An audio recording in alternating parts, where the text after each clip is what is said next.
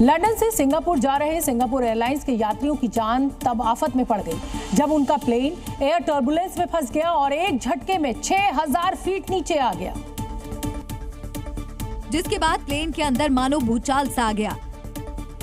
Plane में बैठे यात्री उड़कर छत से टकरा गए, ऑक्सीजन मास्क लटक कर आपस में उलझ गए।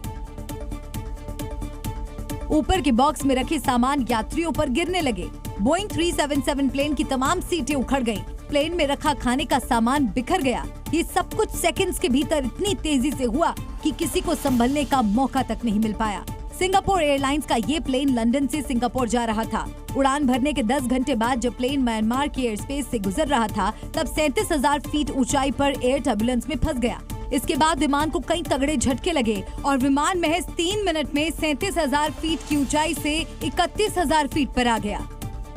ये सब कुछ इतनी तेजी से हुआ कि यात्री कुछ समझ ही नहीं पाए, ना तो सीट बेल्ट बांध पाए और ना ही ऑक्सीजन मास्क लगा पाए, क्योंकि टर्बुलेंस में फंसा प्लेन इतनी तेजी से नीचे गिरा कि लोग एक दूसरे के ऊपर गिर पड़े।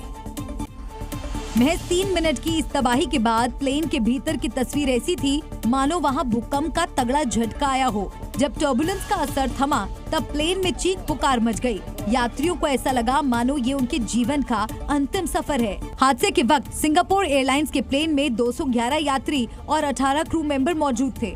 इस हादसे में 73 साल के एक यात्री की हार्ट अटैक से मौत हो गई, जबकि कई बुरी तरह घायल हो गए। प्लेन के अंदर के हालात को देखते हुए पायलट ने समझदारी दिखाई और थाईलैंड के बैंकॉक एयरपोर्ट पर इमरजेंसी लैंडिंग की इजाजत मांगी। बैंकॉक में प्लेन के लैंड करते ही यात्रियों को एम्बुलेंस के जरिए अस्पताल पहुंचाया गया। हजारों फीट ऊंचाई पर उड़ने वाला प्लेन एयर टर्बुलेंस के चलते हवा में हिचकोले खाने लगता है, लेकिन अब सवाल ये उठता है कि एयर टर्बुलेंस होता क्या है। दरअसल प्लेन को आसमान में उड़ने के लिए हवा के बहाव की जरूरत होती है।